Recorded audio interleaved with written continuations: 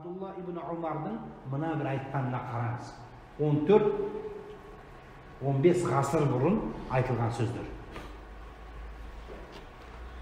Жер бетінде, елдердің ішінде, яки мұсылмандардың ішінде 5 нәрсе тарқаса, 5 нәрсе шықса, онда 5 нәрсе күтіңіздер dedi. Сіздермен біздің ортамызда 5 нәрсе шықса, онда 5 нәрсе оның артынан келеді деген. Біріншісі, мән хаяун лаху ва ла иманун лах деп пайғамбарымыз. Кімде ұят болмаса, онда иман жоқ деді.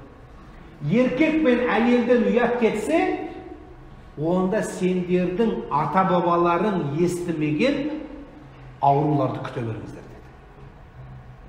Бұрын ауруларына белгілі еді, санаулы дәрі еді. Мына ең соңғы ақсақалдар Совет үкіметі кезінде 3-4 дәрі болған өзі. Аптекада 3-4 дәрі болған. Бол, басқа көп дәрі керек жоқ. Одан бұрын ол дәрілер де болмаған. Біреу ме 2 уақыт болған. Оның алдында еш нәрсе де болмаған. Сонда қалай?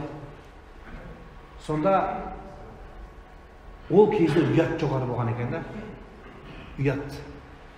Ұят болған кезде ауру болмайды екен.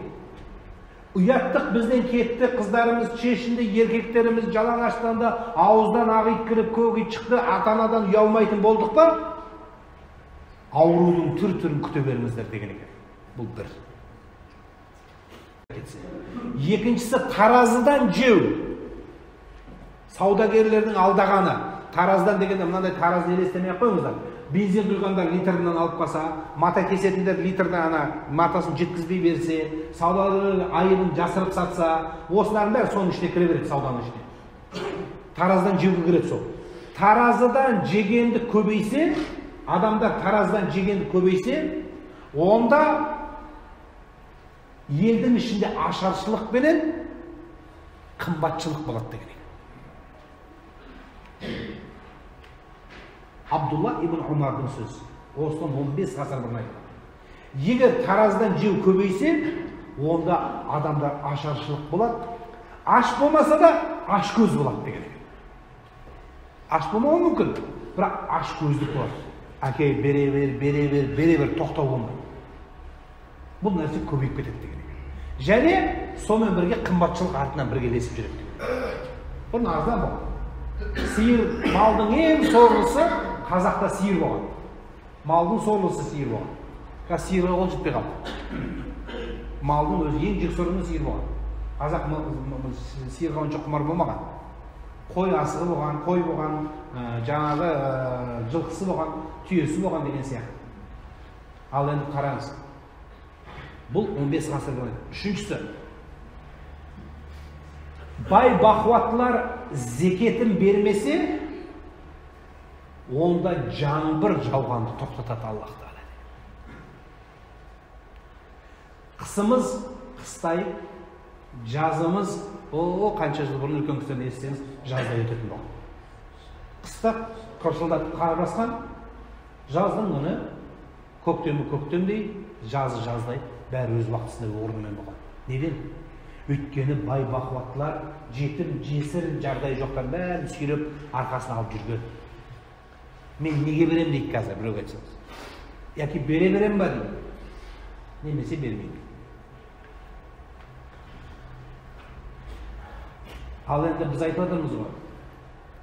Айтуымыз мүмкін ғой, енді бермейді дейсіз. Беріп жатыр ғой, жауып жатыр, мұны кім бұлтанып жатыр десек, бұл Алла Тағала, анау хайуандар бар ғой. Сол хайуандар өліп қалмас үшін Құдай жаудырады екен. Бұл сізбен біздің жақсылығымыздан емес екен. Қазақтың итті 7 қазынаға кіргізетін жері осы да. Осы нәрсеге сүйенеді. Шариғатта жоқ бұл нәрсе, бірақ 7 қазына деп, оны итті кішкене көтермелеп, итті бұл қала береді ол бәрі. Итпен арыстанды екеуі салыстырған мысал бар. Итпен арыстанды салыстырған мысал бар. Сонда неге ит болып қалдың дегенде, ит қанша үрседі, қанша талпылса да, алдыға жүгіріп басқарса да, арыстан боламайды екен. Арыстан аш жатса да бір ыр еткенде, ол арыстан болып қала береді екен. Болды бірақ ол сөз. Сондықтан да Аллах Тағала сол хайуандардың нәсібесі үшін жаңбырды жаудыра береді екен. жаңбырын жаудырып қояды екен. Солардың мәселесі бар. Ана бидайдың сабағы дейді, түгелімен болып, адамдар ысырапкершілікке жеткен кезде сол ит ұстаған дейді ғой. Ана басында бидайдың қазір сіз бен біз көріп жүрген сабағы бар ғой. Сол сабақ итке қалып қалған. Сол иттің несібесін жеп жүрміз деген сөз болады біз. Соның өзінде құтырып жүрміз ит сияқты. Сол ит алып қалған екен. Ана басына бидай, өз бидай толығымен сабағымен қазір анау урожайды көбейтеміз, мынанша бидайды колосокты, мына түгел колосок қыламыз деп жатыр ғой, қыламайды екен. Өйткені солай болған тарихта. Бірақ соны адам құтырғандықтан Аллах Тағала түгел жоқ қылғанда соны ит қана бүйтіп ұстап қалған екен. Иттің анау алдыңғы екі аяғы биткенде сол иттің сабағы ғана ұстап қалған екен. Осы ғана маған қасынша әйтпесе менде бұда нәсібем бар деп ұялы. Сол үшін құрметті ағайындар, осы үшіншісі.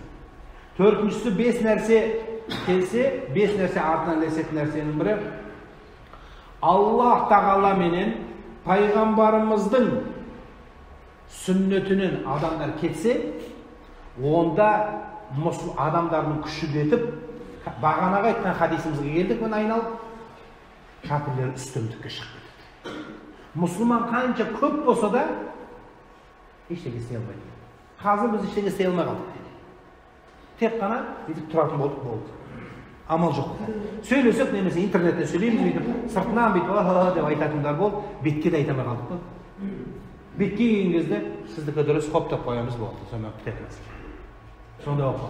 Яғни бұл деген сөз әр адамның осындай, тек қана сізге бізге қарсы емес, бұл масса, бүкіл елде болып жатқан нәрсені пайғамбарымыздың сахабалары айтып кеткен. Бесіншісі,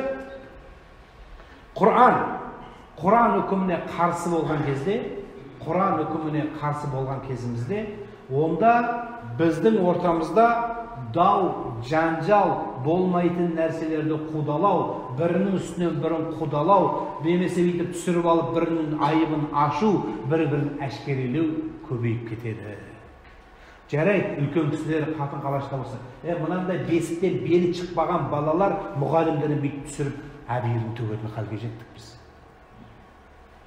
Біздің балаларымыз ата-анасының айтқан сөзін түсіріп алып, интернеттің бәрінде әке-шешесінің баласының айтқан сөздері лағып жүрген жоқ па интернет? Неден? Бала ата-анасының әбейірін төге ме? Қандай адам болып кетсе де, оны ондай жасауға болмайды. Сол үшін Алла Субхана ва Тағала сізбен бізге өзінің шариғатын бергендегі мағына осыда. Аллах Тағаланың әмірі жүрсе, онда сіздің біздің ісіміздің оң болғандығы,